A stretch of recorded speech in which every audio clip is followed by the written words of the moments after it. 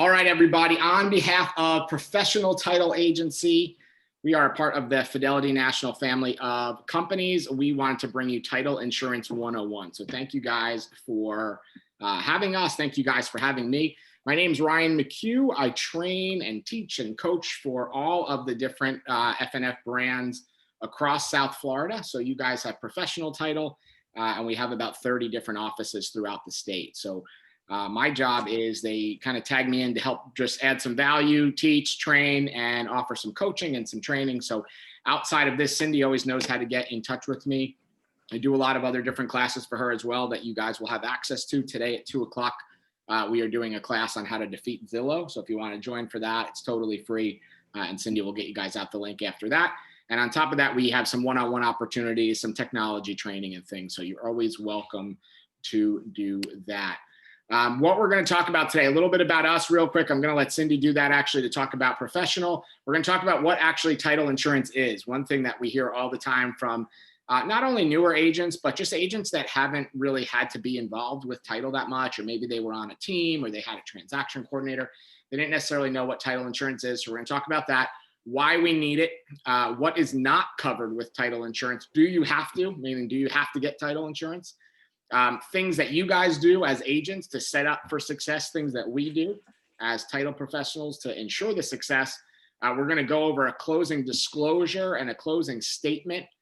They're both pretty long, and truthfully, those could be multiple hours each class, but I'm going to kind of give you a brief overview of that and talk about a couple of ways that we add value to you guys, and then kind of leave you with how you are able to partner with us if you should choose to do. So I gave you a little bit about us, again, about Fidelity. We're the largest title underwriter in the world, Fortune 500 company. So you have a nice backing behind professional. But Cindy, tell us a little bit about, or tell them a little bit about professional and you, so that you can plug that in. Okay, so Professional Title was started in 1983 by Cindy Parker and Buddy Hughes, and brother and sister team. Buddy still manages the company. They did combine forces with Landcastle Title Group, which is a division of Fidelity, as Ryan said, that buys local, well-run, managed companies and allows them to continue to be local, well-run, managed companies. So we're very involved in the community. We do, I think, a great job of communicating and working with our clients to bring them to the smoothest, quickest close that we can get them to, while still covering all the bases on their title insurance and getting everything taken care of. My job in sales and marketing is just to help our realtors grow their business through trainings with Ryan and different ways that we can market with you, co-brand on open houses and stuff like that. So reach out to me anytime. I'm happy to connect you with Ryan or get you on some of the other trainings and other technologies that we work with. Perfect. Thank you. All right. So what is title insurance? We get this question all the time. Like I said, what is the actual point of it? What actually is title? And it's really simple. All it is doing is when someone is purchasing a house, it is ensuring that they are going to be covered in case any issues come up kind of behind the scenes with the house. So we're not talking, roof issues or broken glass or appliances. We're talking liens and mineral rights and land rights and all these fun things that we don't necessarily learn that much about in real estate school. And to be totally honest with you, as realtors, you don't really need to care about or need to know about that much. It is something that is not, I will tell you, kind of cheating here ahead. It is not actually required in the state of Florida unless you are doing a deal with a lender. So if there's a mortgage in place, it is required. But if it's cash, it is not. And you will see some people opt to skip the part of title, which to me is crazy. As someone who invests in real estate personally, I don't really understand why people would skip it. It usually costs somewhere between, 1% and 3% total of the total price. It's usually really closer to 1%. That the whole process and our whole job and everything costs. So why people skip over it, I don't exactly know.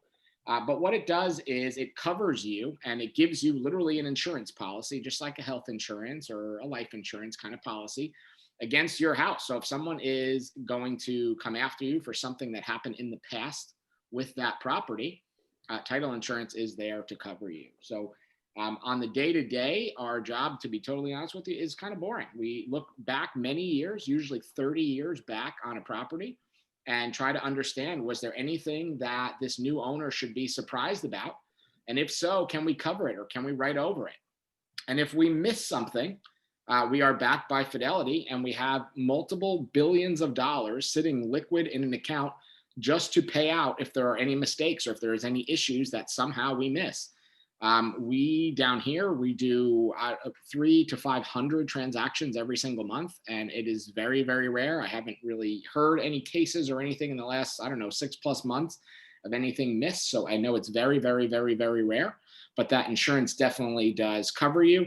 Probably the biggest thing it covers you against are these liens or past owners of the property coming back after you for a stake in the property. So in all honesty, title insurance is not that exciting. However, it's important that you know how to work with us, know how to explain it to your client, and then kind of move on. So why do we need it? It really is a peace of mind kind of thing. First of all, to make sure that, okay, we're going to own this house and it's not going to be some random Wednesday 10 years down the line, someone's going to come knock on the door and say that we owe them a bunch of money or a proceed of the sale or any piece of this house or this land or mineral rights, or if they found oil somehow on our property. It's giving us peace of mind that we're not going to owe these people and have to go back after them. It gives you some financial safety to make sure that all the things we talked about don't come back. So on top of peace of mind, it's really financial peace of mind to know that I'm not going to get a random bill or a random judgment for someone coming after me asking for money that has to do with this property. Lenders do require it. So if you're getting a mortgage or you're working on a mortgage transaction, they require it, because if they ever have to take the house back or something ever happens where you don't pay, they need to be covered, right? They want to cover their investment. They're looking at a mortgage strictly as an investment and they want to be covered. It's basically just insurance for them. And also for resale. So when you do go to resell the property, now, a lot of times when we find people that do not take title insurance, they say, oh, I'm going to live in this thing till I die, or it's going to go in a trust or an LLC or something, and I'll give it to my kids, and I don't really care what happens. But when you go to resell a property, you want to know that you're covered, and the next buyer, same thing, is going to want to know that. So those are some things that title insurance cover and why you need it. So what is not covered with title insurance? So joked a little bit about, the roof and physical things in the house. Those are things that are definitely not covered by title, but these are the 4 things that we get asked all the time. They come up in our transactions and from realtors and in classes all the time. So I just kind of wanted to share them. Number 1 is utility payments. I don't know the names of the utility companies by you, but I will tell you by us.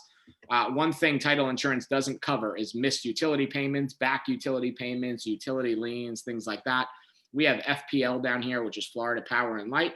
And if you have a balance, they will not let you close on that property, period. It doesn't matter who you are, how much money you have, if you're buying cash or financing or whatever. If there is a lien on the property, they will not let you close. And same with the water companies down here. And those liens can be as small as a couple bucks. We did one, I do a lot of flips myself, and we did one that was in a city called Boynton Beach down here recently. And there was a $7.62 water lien. And they were holding up closing for something like that. So most title companies, that we have the ability to help you kind of figure out who to talk to, who to connect to, and even a lot of times can pay it off right at closing, where it just gets paid on the statement, and you'll be able to see, okay, there was a lien for the electric company and it was $10 or $200, whatever the amount is. And there was a lien for the water company and it was a couple bucks here, a couple bucks there. And we'll be able to take care of that right at closing. However, that is not covered in your title insurance. So pretty much all the time we help you facilitate that. And Cindy does her best job to connect with all of our closers and all of you guys as realtors to make sure the transactions are as easy as possible. But I will tell you, in experience of over 100 flips and thousands of transactions when I had a big team, sometimes the city doesn't care. You have to physically go down there with a check and get that thing paid off, even if it is not your problem. It could have been from the past, and they're pretty hard about that. Zoning is another thing. We do not cover zoning, and as realtors, this is something you really want to be careful with. I don't know if your areas are covered in multifamily and mixed use and things like that, like some of our downtown areas are. But an issue we see come up a lot is zoning, where a realtor will sell somebody a house that is a single family home and they want to make it multifamily, and they don't talk about or cover zoning. And that really is not something that is the title company's job to do. They can help you figure out what the zoning is, but they are not getting it changed or manipulated for you, and vice versa. If it's multifamily and you want to live in it as a single family, that's something you can do. But however that zoning is done, that is not a title insurance thing that is covered or corrected. So if you buy a property as a single family home and maybe a realtor misled you or just was rushing to try to get the sale done, and all of a sudden you get it done and you try to rent it out to multifamily and you get caught, or you don't have the business licenses or the appropriate zoning to do so, that is not something that is going to be covered by title insurance. Code compliance, same thing. These could be really silly little things. It could be not cutting the grass. It could be not power washing your roof, not power washing your driveway. Little things like that could come up that title insurance is not responsible for. Again, we usually, pretty much all the time, we're going to help you find the way to solve it and figure it out and get it paid for and get you closed. But title insurance on the property itself doesn't cover what happens in that code compliance. So if you just refuse to cut the grass for 10 years and then someone comes after you because your fines from the city or the county have built up to an astronomical amount, because sometimes they get to this point where they charge you money literally every day and compound the interest and lawyer fees. And every time they write a letter, they charge you $500. I mean, some of the times it gets insane. But title insurance doesn't cover that because that's a choice of the owner. It is not, something that came about in the past. So title insurance doesn't cover that. And permit closures, we are not, in charge of getting those permits closed for you or for the seller or for the new homeowner. Someone buys a house. Maybe it was started to be renovated years ago and contractors opened up the permits. It is not our job to close those permits for you. We help with those. Title insurance doesn't cover if there's an issue or fines because of unclosed permits. And if you've been doing anything with permitting recently, since COVID, it has been a blast. If you get a chance to do it, skip it. It's really not that much fun.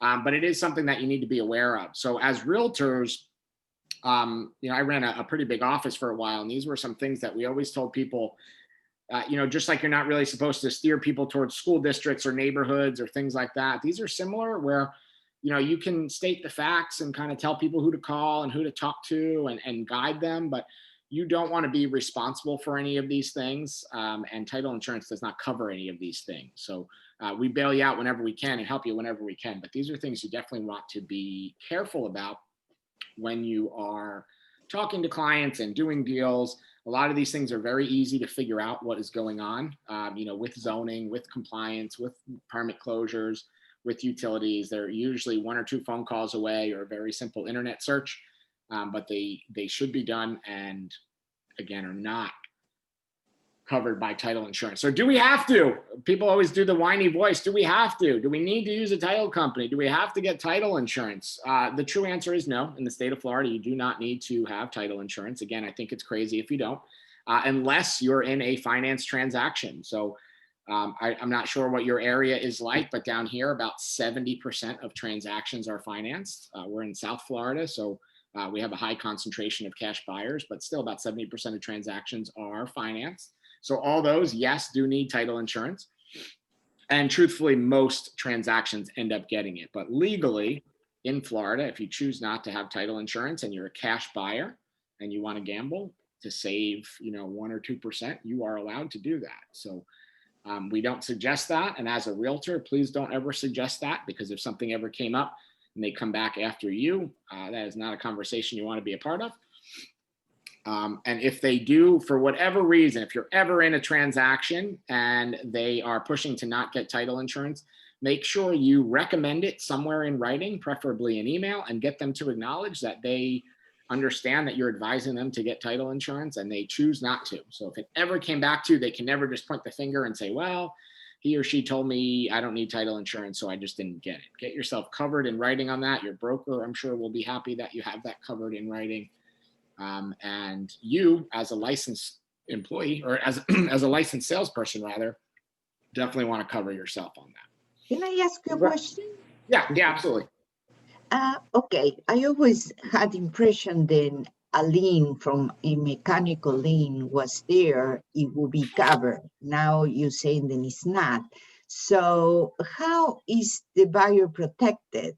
If the title insurance, suppose, there was a renovation, something wasn't paid, it's a lien, it will come out and you search, No, right? it's not that we don't help figure out the liens. It's that we're not responsible for closing the permit. So title insurance is not going to get the permit Oh, closed for not you. to close the permit, but not, Correct. Yeah, the seller or the Mechanical buyer, lien. somebody has to physically close that permit, but title insurance doesn't go in and just close permits for you. And a lot of people think that when maybe it's not as popular up by you, but I'll tell you by us, we get questions all the time where someone will say, oh, I'm buying a house, they renovated 5 years ago, they put a new bathroom in, they opened a bunch of permits and they didn't close them.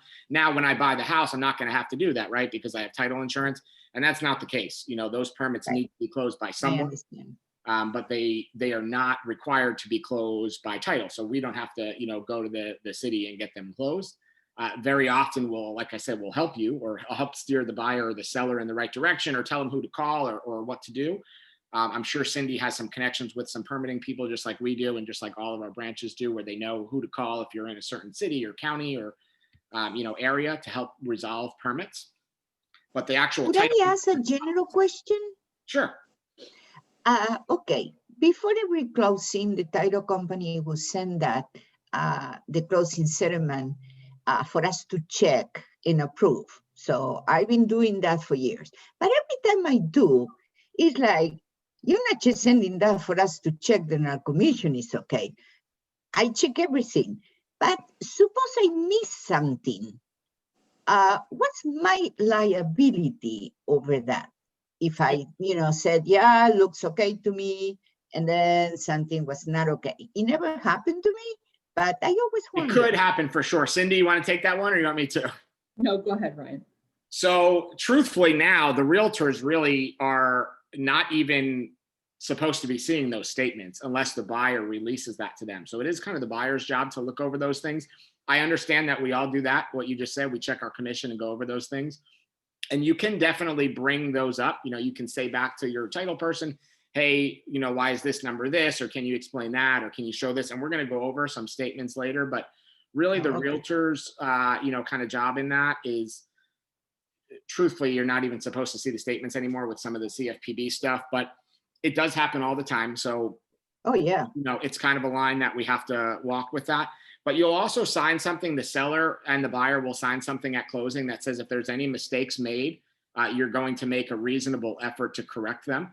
And truthfully, it does happen. Sometimes there's an overage or there's a missed amount of taxes or a number was just off. So one of the documents that they sign in the closing packet when a buyer and seller are signing is to agree that you're going to work with the title company if there are any mistakes to correct that. And it gets checked multiple times by multiple people, so it is rare. But if that does happen, you'll get a call or an email from the title company that will say, hey, we charged you X, it was supposed to be X minus Y, you're going to get some more money back, or we charged you X and it was supposed to be X plus Y.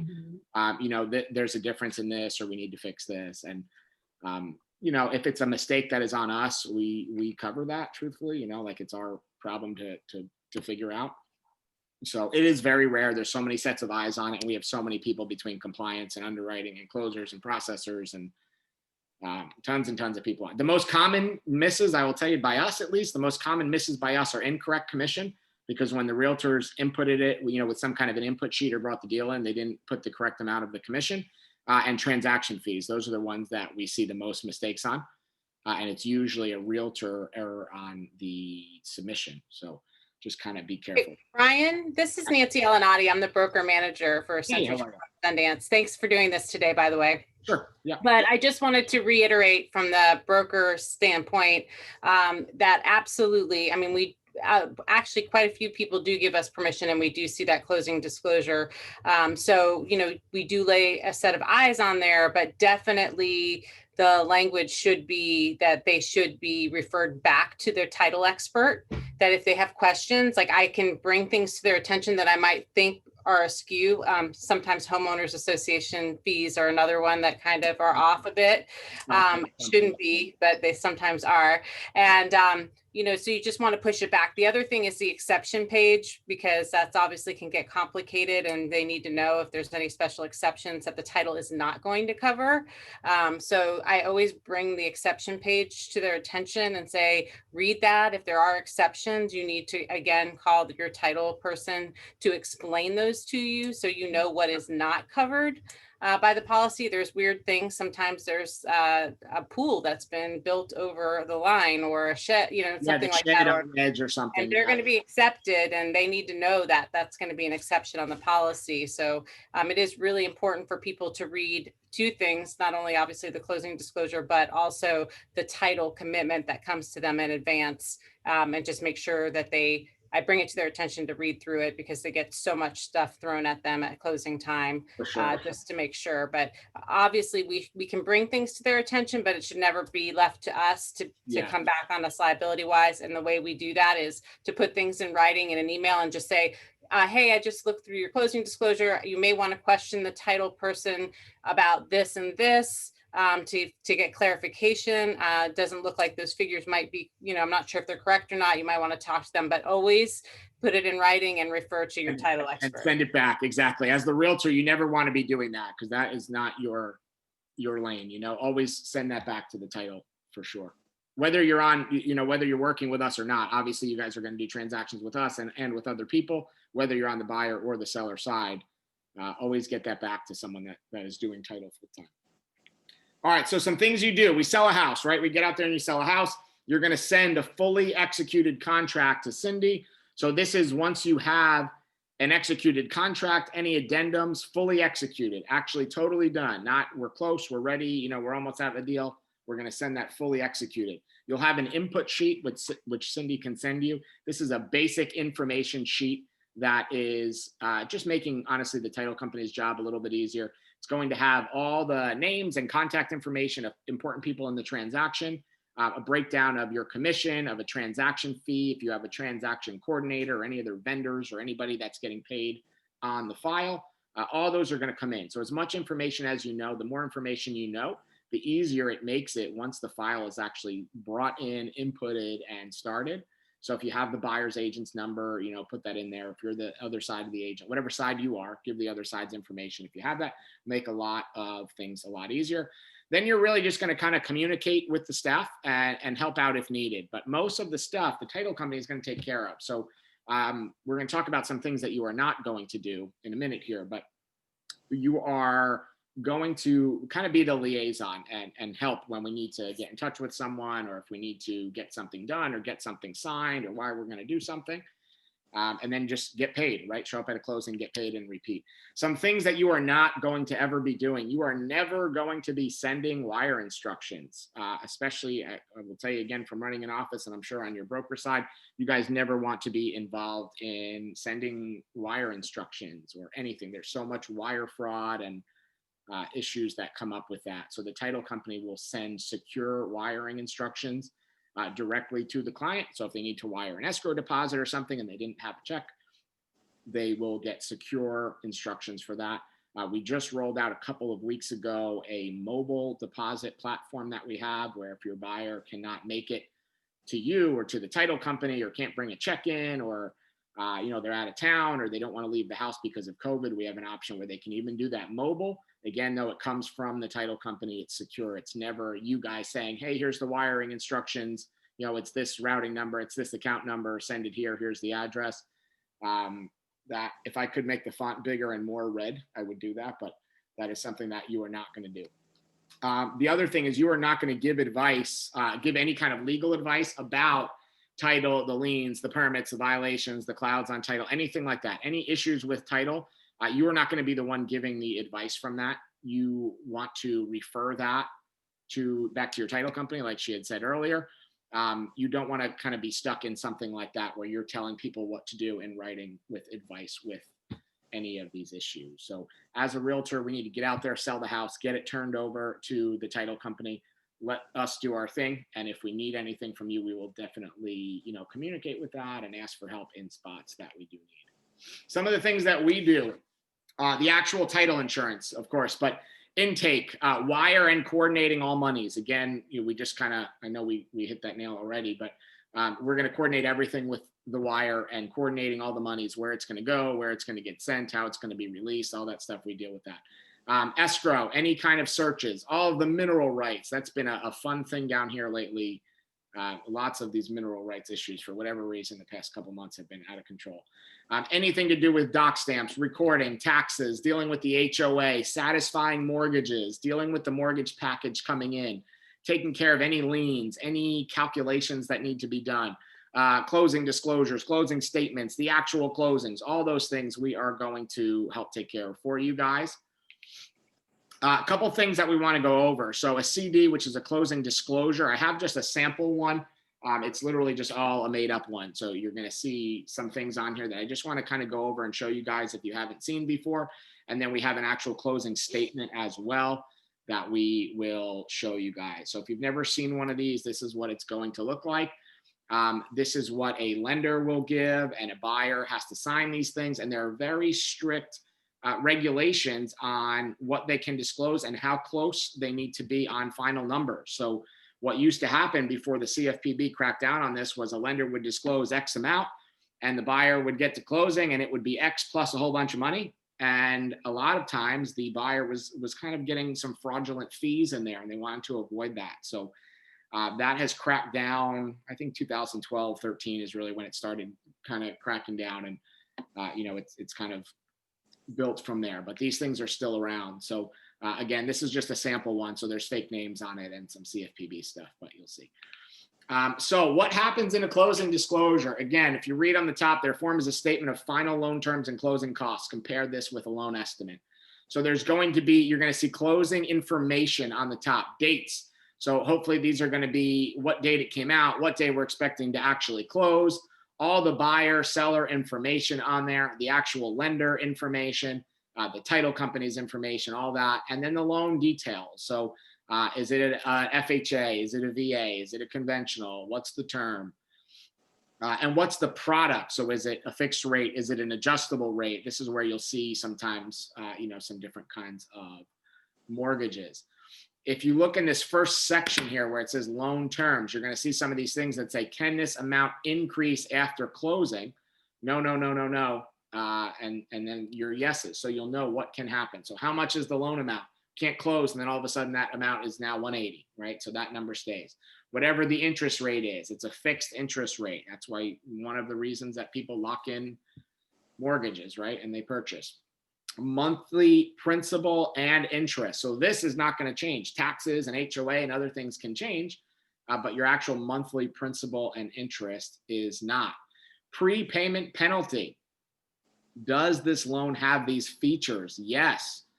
There are features built into the loan or contingencies built into the loan that do not allow the buyer to prepay in this case. It could be, what, $3,240 if they pay that off in the first amount of time.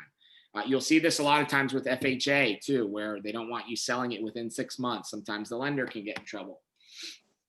Balloon payment. Is this something that is going to happen? Yes or no? And then we'll scroll down. Oops, sorry. Then we'll scroll down a little bit and we'll see projected payments.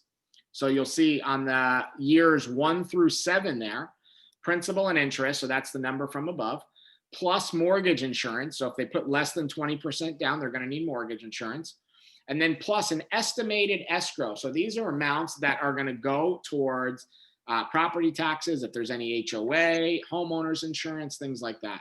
And those are all subject to change. So whatever happens with them in the beginning, insurance does tend to go up yearly unless you're shopping it out, every year or every 8 or 9 months. Taxes, as we know, go up pretty much every year, it seems like. And HOA, most of the time those are steady, but there could be assessments or could be changes for sure.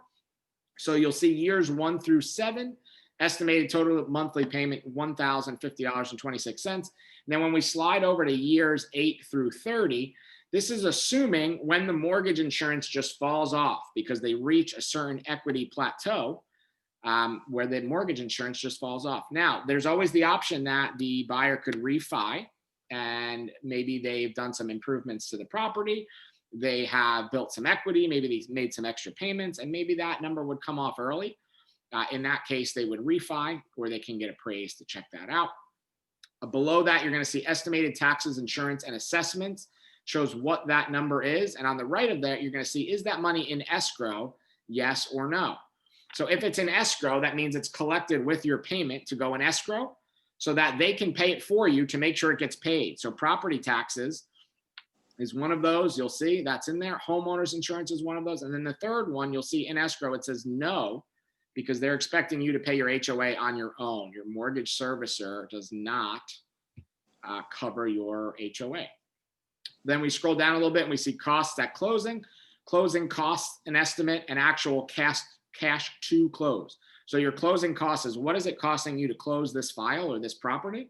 And your cash to close is the balance of how much you owe as a down payment. So minus whatever you put as a deposit, your balance of that cash plus your closing costs. So in this case, it looks like it's roughly $5,000 they still owed as the rest of their down payment, and then their cash to close. If we go on to the next page, these statements are 6 pages, including that cover. So we'll keep pushing along here.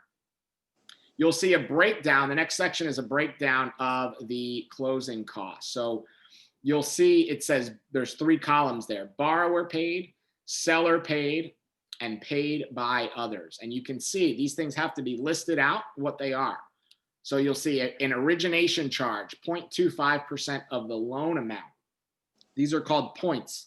So you hear this more often. Usually you don't hear this talked about as much in traditional mortgages, but you hear it a lot in investment style loans and hard money, things like that, where people say, this is my rate, and you pay X number of points down when you're closing. So that amount in this case is $405. Their application fee, so that's what the lender charges them to actually apply for a loan. And then the underwriting fee, total of $1,008, I think it's $802. Scroll down a little further there to section B. Services the borrower did not shop for. That means the lender helped them select these. So they didn't go out and shop these things out to get the best price. These are just fees that they are being charged. So an appraisal fee paid by others. So the lender sometimes could pay that. Credit report fee. That company, that's what they charge, $29.80 for credit. Flood determination, flood monitoring, tax status, all those things were fees that the lender has a company, or they got a guy or a girl that does that, and that's what they hired out. Then if you go to C, you're going to see services the borrower did shop for. So the borrower gets the option to choose on some of these things. So you're going to see pest inspection, a survey, and then all of the title related charges on there. Then you'll see total loan costs below that, section D, $4,694.05. When you see the 2 columns, one of them says at closing, one of them says before closing. So at closing means they bring that number in this number at the bottom, the final cash to close.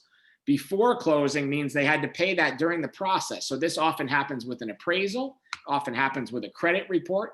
These are things that the lender does not want to cover and hope you make it to closing. They want you to pay for that.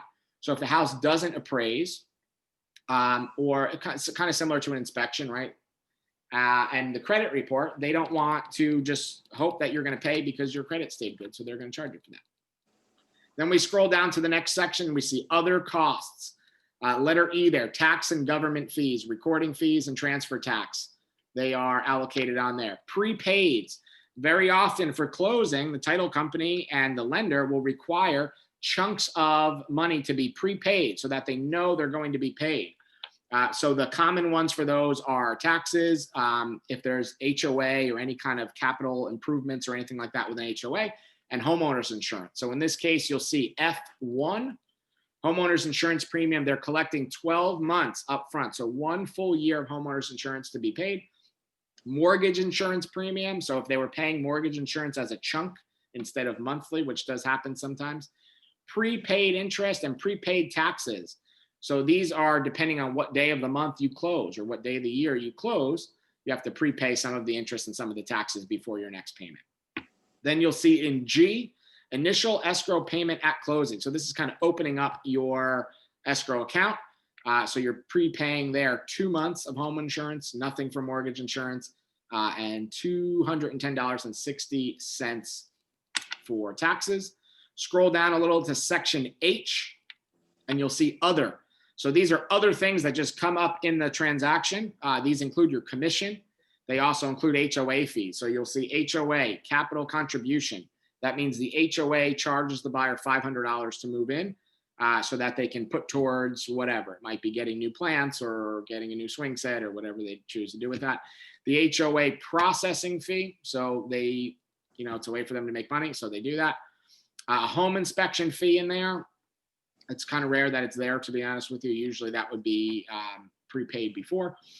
Home warranty, those are popular in some areas, not so much down here. I don't know about by you guys, but then you'll see real estate commissions, both sides of the deal. And those are in the seller paid column. And then owner's title insurance policy to the title company. And then that gives you your total other costs, $5,018.05. Add that to J, your total closing costs. And that's where that 14,000 number at the bottom here came from.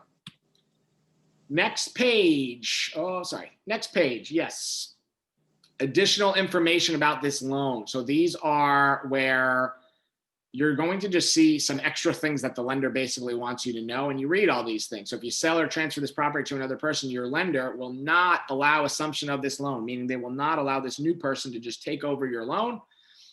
A demand feature, your loan does not have a demand feature, which basically means they can demand that you pay the mortgage early. Late payment, so it breaks down what the rule is if you pay late. Breaks down your negative amortization. What happens if you do partial payments? Will your lender even accept the partial payment? Escrow account on the top right, it kind of breaks down your escrow right there that we talked about earlier. So all just information about your loan, or the buyer's loan rather, that they want to check out. And then the last page is more information about the loan. And this is where the buyer, or the applicant in this case, really, signs off on this thing. And it has all the contact information of everybody at the bottom. So it's very transparent if you see in that contact information box. If you read some of these things, total of the payments. So after all 30 years of this mortgage, they will have paid that much, $285,803.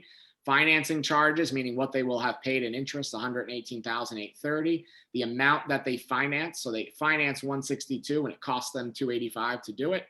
The APR, so the rate, annual percentage rate.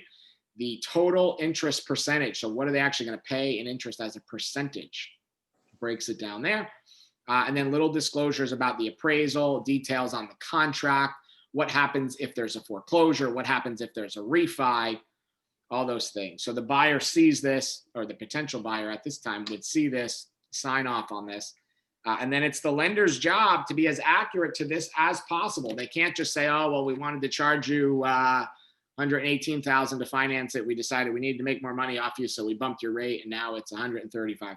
This disclosure, is kind of guaranteeing, not kind of, it is guaranteeing the safety of the loan applicant, soon to be the buyer, in this section. So again, we have this recorded, so you can go back and watch this or go over this if you need to. And these documents are long and not fun. So I know that was not the most exciting part of this. It gets even better. So this is an example of a closing statement, just to kind of show you guys. This is a real one, actually, so you can see some real information on here. And this is what happens when a property is actually getting closed out. This is the final statement that you will see at the closing table that needs to get, this is, as you can see, the estimate one on there, and it's a sample one for you guys for the class, but this is what will happen, the final allocation of funds. So on the left side is the seller, debits and credits, and on the right side is the borrower, debits and credits. So what are they paying? So in this case, the property price, $192,000. Deposit or earnest money, you can see the buyer already did that, so they get a credit back for $5,000. The loan amount, $182,400. And there's a seller credit. So this is a good example when you write in the contract in the additional terms, seller to contribute 3% towards buyer's prepaids and closing costs. When something like that happens, when you need seller assistance with closing costs, you'll see it as a debit to the seller and a credit to the buyer. So you see the same amount on the line coming from the seller on the left, going to the buyer on the right side. Then we scroll down a little bit. If there's an HOA, they prorate it based on the closing date. So if you look at the very top where it says settlement date, this property is supposed to close on the 30th, Friday. So there would only be 1 day left in the month. And that has to be covered by the HOA, right? Somebody has to pay that. Scroll down a little further and you'll see taxes. These are the debits and the credits for taxes based on who lived in the property at what time in the year. Scroll down a little bit more, you'll see a solid waste assessment. This is something that the county does. Scroll down a little bit more and you're going to see title and escrow charges, and you can read off what all these things cost and where they're coming from. So you see there's a handful of them stacked on the buyer side or the borrower side. Planned unit development, $50 for that. Environmental protection lien, $50 for that. Restrictions, encroachments, mineral rights, $151 for that. The actual closing fee to close the file, $750. Closing fee on the other side for the seller to close, $350. E-recording charge, $7.50 to electronically record. Switch it over to the second page. You'll see the title, the lender's title insurance policy, $475. The title search fee, $125. Restrictions, encroachments, and mineral rights again, $151. Title owner's title insurance, so the actual owner's policy, $1,035. And that's kind of a breakdown of it below there, what's actually being issued. You'll see coverage there, coverage $192. That is the amount, the purchase price of the property, $192. And the premium for that. And then scroll down a little further and you'll see loan policy. And this is for the loan. So the loan amount, remember from the first page, was $182.4 because they're putting the balance of that as down payment. And that's what that premium costs. So you can see that there. Government charges, these are some fun ones, right? Recording fees, so $267.70 to record this thing. Transfer tax, so the state wants to get paid, right? Intangible taxes and mortgage state on the right side there, $364.80, $638.40. Payoffs, this is where if there is a loan on the property from the seller, this is where it gets paid off. So in this case, you'll see it says pay off a first mortgage loan to whatever credit union she has or he has that is holding the loan. That payoff amount, $40,728.07. The title company will order that for you with approval from the seller. And often you'll see more than one payoff here. So there might be a second mortgage, right? They could have done a home equity line or something like that. And you'll see those getting paid in that payoff section. Scroll down to HOA charges there. Very often the HOA will require or the lender will require to take multiple months in advance of HOA. So this property was closing on October, I think it was 30th or 31st.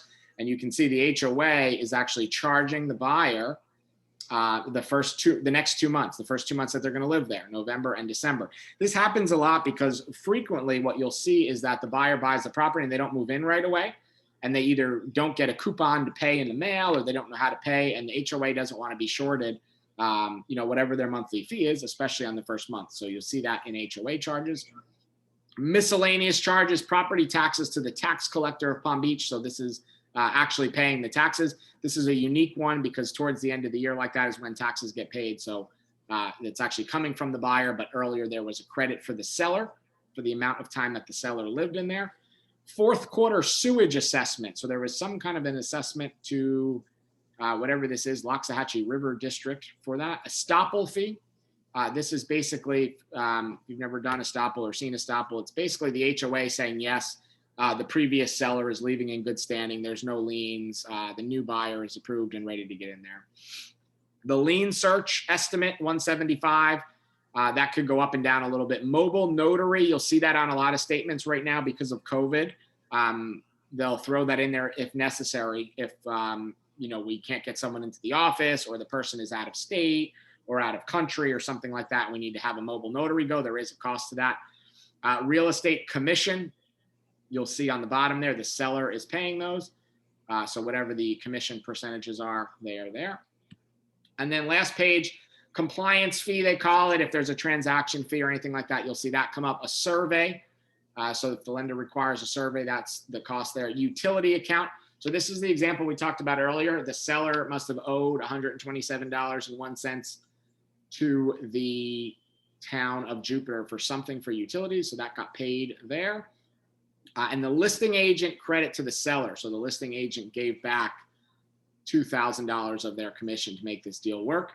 And then you see all the subtotals and the lines that you definitely want to make sure you pay attention to. Balance due from borrower, balance due to seller. So balance due from borrower means they need to show up at closing with $5,050.50, and balance due to seller means they are going to get a check or a wire for $131,377.34. And all of their debts for this property are going to be cleared and paid for, and they are going to walk away with that amount of money and their mortgage satisfied. Again, I know that was a ton of fun document to go through. Can I ask you a question? Sure. From the tax transfer, the buyer always get some credit from it, but I never understood what really is. Why they getting credit from transfer of the So they're tax? getting the credit from the days that the seller owned the property. So in this case, the seller owned the property of this year from January 1, 2020 to the closing, what it was, I think October 30th. So the seller is responsible for the taxes for the time that he or she owned it. So the buyer, because this is a unique time of the year where in Florida taxes get paid like October, November, December to get that discount, the lender will often pay them to get a small discount. So the buyer, if you see down here, is actually paying the taxes because he's going to own it when the taxes are due. So he's going to pay all the taxes, but you'll see a credit earlier from the seller. Oh, it's from the seller? I thought it was from from the government. Yeah. So the seller is basically paying $1,949.34 of the taxes. That's for the time that they own the property from 1/1 to 10/30. And then the buyer is actually paying the whole year minus this credit. So the buyer is really only going to pay for the amount that he or she lives there, which would be technically October 30 through December 31. So the buyer is not going to be responsible for paying taxes for the whole year because they only are going to live there for 61 days. So they're going to pay 61 days of taxes, and the seller is going to pay 304 days of taxes. Does that make sense? Yeah, the Oh, yeah, taxes yeah, can get yeah. a little confusing. Yeah, they're a good time, especially when you get to the last day and you're about to close, and then you Yeah. push the closing from Friday to Monday. So now it's one business day, but 2 extra days, and it's a different month. It's a good time. So Ryan, I have a question. Sure. We have a lot of new construction going on here in Ormond, and we're also doing a lot of business up in the Palm Coast area. Okay. In fact, I was in a house, a new one up in Palm Coast just Saturday. Do you run into any roadblocks when it comes to new construction? So most of the time, the new construction is completely handled by the builder's choice of title company, and we don't get much say in that. And that's usually very similar for lending as well. Cindy, I don't know if it's different in your area, but down by us, I couldn't tell you the last time we did a new construction deal, except for a joint venture we have with a builder. Okay. Cindy, is that any different by you, or I don't want to mislead them on We that? work with a lot of builders in our market. We do a lot of builder closings. Okay, so you are having it. Okay, so you're going to see that all this stuff is going to be the same. You know, it's going to be different names, obviously, and dates and everything, but you're going to see all these things as well. The one unique thing a lot of times people notice on new construction deals, the taxes, because they're paying taxes or some of the taxes are going to show based on raw land from when they bought the property and then developed and all those things. So sometimes the taxes, again, are unique and fun on that. And you'll also sometimes see if they're paying off, part of a loan. Some of the new construction loans are very interesting that they carry when, as they sell off properties, they're paying off percentages of debt or pieces of debt. So pretty much everything is the same, but those are two unique things that you see sometimes is fun payoffs and some anomalies or oddities in taxes. Thank All right, some fun stuff. So some value adds from Professional that we have for you guys that you have access to. We have a fantastic mobile app that has tons of great marketing stuff. It helps you calculate seller closing costs, buyer closing costs with just a couple of clicks of your fingers. So if you don't want to go through and learn all those statements that we just went through, this app does it for you. The app has a free version, which does all the closing cost calculations. And then it has a paid version, which I believe is $9 in your area for the year, maybe $10 for the year. And that has a bunch of lead generation content on it, a bunch of marketing content on it as well. Legally, we cannot give you that for free, that part of it, because with marketing, it's a fun CFPB thing where we can't give marketing for free. So great app. Cindy can connect you on that. I still use it every day. I teach and train agents on that every day. And we have a class on that we can do. You get training. So right now we do every other Tuesday for the balance of the year. We have classes, and then next year it's going to switch to every week. I teach and train right from personal experience. I ran the largest team in Florida for a long time.